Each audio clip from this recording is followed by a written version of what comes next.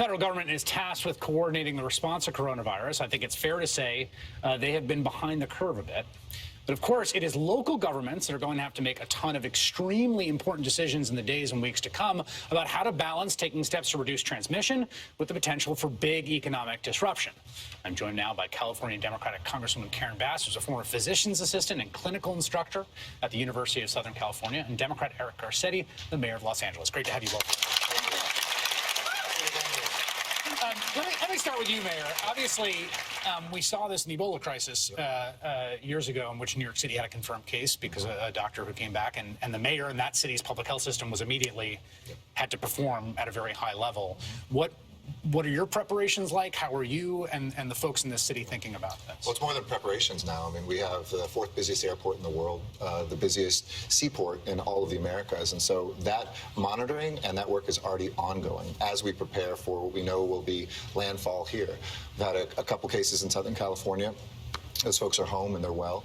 But when we look at this right now, we're trying to just underscore that this is everybody's responsibility. It's not just a public health department, and we have a great county public health department here. We have the plans in place.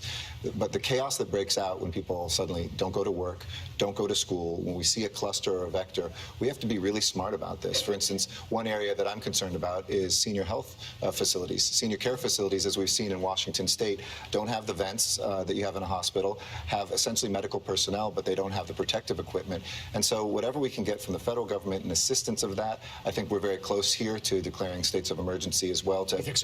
Not because we want people to panic on the cases, but because we have to be prepared for the federal assistance that comes with that. And we've already seen 5 counties do that in the state of California.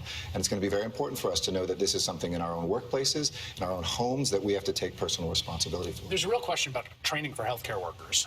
One of the things we saw in Wuhan, in China, was that hospitals and healthcare workers became essentially vectors for infection, particularly early on, before they were getting trained. How do you deal with that? How do you think about it as someone who was a healthcare worker yourself? Well, that you absolutely have to move into education immediately. And I remember the Ebola crisis. I was in Washington, D.C. there, and I think one of the big things that's missing on a federal level is that this is an international issue. And so what President Obama did was he went out and rallied the world, and he viewed it from the point of view that if it's not contained in the world, then certainly it's going to come to the United States. But first and foremost, it's the education that has to take place with the healthcare workers. And if you remember, when Ebola hit Texas, remember the nurses that were infected because the education didn't happen fast enough. So internationalizing it, and then education for the healthcare workers. At the level of sort of oversight and funding, which are the two things Congress is talking about now. I know the administration request had been several $billion. I think Democrats had said they looking at $15 billion, something on that order of magnitude. What is your sense of the back and forth between Democrats and Congress and the administration on this? Well, you know, we have an administration that views, unfortunately, everything from the lens of himself personally. And so he's viewing this politically. He didn't want to really admit that all of that was needed. Remember, he said as soon as it gets warmer, we don't have to worry about it. It's going to go away.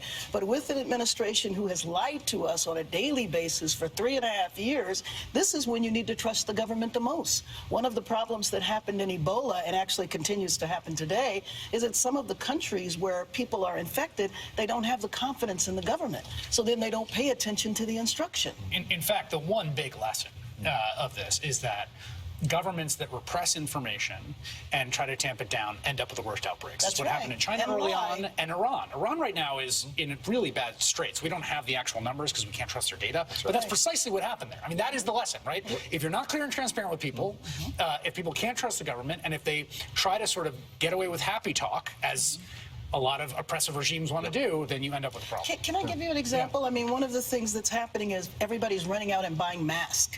And that's not what's needed. And they're buying so many masks that the places that actually need the masks, which are in hospitals, you know, there is an absence. And, you know, you have healthcare workers right now. I think the main hospitals are well prepared for this.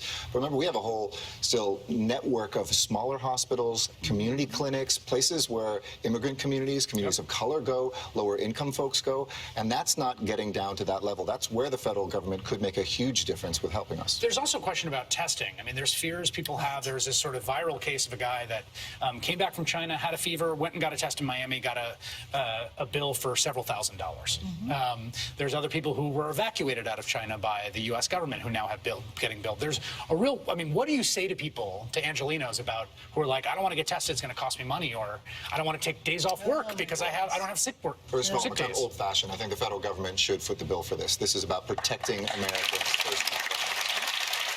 Secondly, like so many things we have to do where the federal government's not there, we will step up at the local level and do that. But hopefully we'll get those reimbursements. And we want to encourage people also to look, I mean, in Japan, in Korea, you're having people who have drive-through testing, you have mobile testing. Yep. This is the kind of thing we can do so everybody doesn't rush to these hospitals and further spread the disease when it comes. But one of the problems is that there are not enough tests. I mean, Correct. I heard they were sending a couple of thousand tests out. There needs to be hundreds of thousands of tests. And the other thing that I worry about coming from White House is talking about a vaccine. Vaccines take years to happen. Yep. So misleading people to think that that's going to come soon is a real problem. Quickly, you're both voters here. So Yes. Tuesday tomorrow, you have your candidate. I do. You've I'm one of the endorsed, 3 national co-chairs for Joe Biden. and that was early on. Yes, absolutely.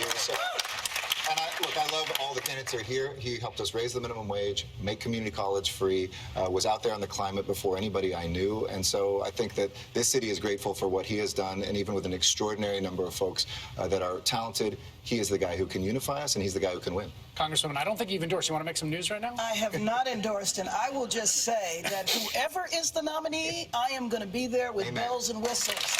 Absolutely. All right, Congresswoman Karen Bass, Mayor Eric Garcetti, it's great to have you both here.